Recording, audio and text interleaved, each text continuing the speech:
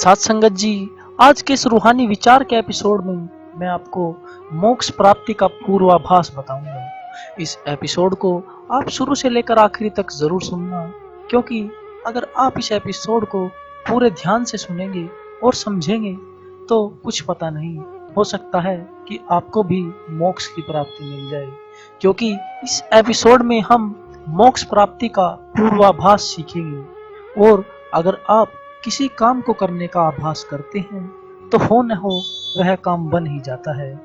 तो आखिरी तक पूरी वीडियो ध्यान से सुने, और शुरू करने से पहले वीडियो को लाइक जरूर कर लें। मोक्ष एक परम आकांक्षा है, परंतु उसके लिए पात्रता भी आवश्यक है।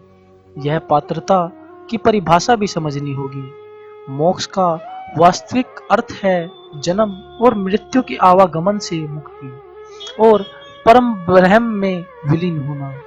यह भी तथ्य है कि एक जैसे तत्व एक दूसरे में विलय हो सकते हैं। ईश्वर यानी ब्रह्म निर्गुण तथा सम स्थिति में है। इसका अर्थ है कि वह काम, क्रोध, लोभ, मोह और अहंकार से मुक्त है।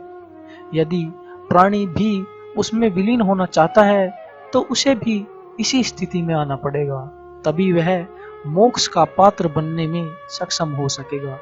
इसलिए संसार के प्रत्येक धर्म में यही शिक्षा दी गई है कि यदि ईश्वर की प्राप्ति करनी है तो पहले बुराइयों से मुक्ति पानी होगी।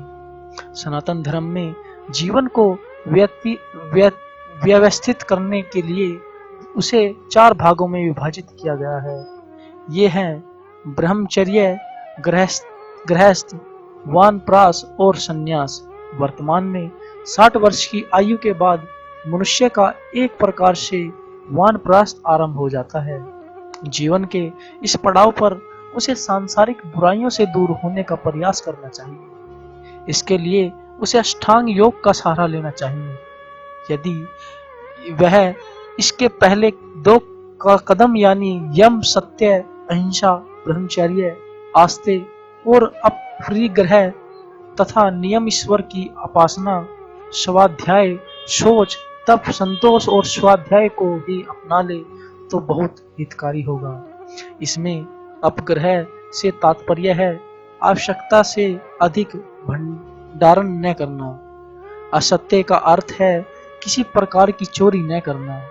इन दोनों कदमों से ही मनुष्य की मानसिकता बदल जाएगी और परम शांति तथा सम स्थिति का अनुभव होगा। ऐसी अवस्था जिसमें कोई कामना या भय नहीं रहेगा।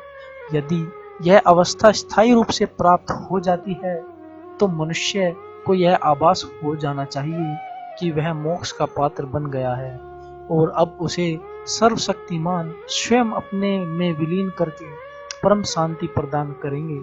इसी को मोक्ष का आभास भी कहा जाता है। यदि पूर्वाभास मोक्ष प्राप्ति का यही पूर्वाभास मोक्ष प्राप्ति का मार्ग बनता है, तो संगत जी, मैं आशा करता हूँ कि मोक्ष प्राप्ति का पूर्वाभास आपके समझ आ गया होगा। अगर नहीं आया तो आप इस वीडियो को दोबारा सुन सकते हैं, क्योंकि यही सब चीजें करने से हमें मोक्ष की प्राप्ति हो सकती है। तो कमेंट करके बताओ कि रूहानी विचार का यह एपिसोड आपको कैसा लगा। क्या आप और भी ऐसे एपिसोड इस चैनल पर देखना चाहते हैं? और अगर यह एपिसोड आपको सच में अच्छा लगा है या इससे कुछ नया सीखने को मिला है तो एक लाइक जरूर करना। तो आखिर में मैं आप सभी का बहुत बहुत धन्यवाद कि आपने अपना कीमती समय निकालकर मेरी साखी सुनी। तो चलिए, मैं मिलता हूँ कल किसी और नई साखी में। तब तक के लिए टेक केयर।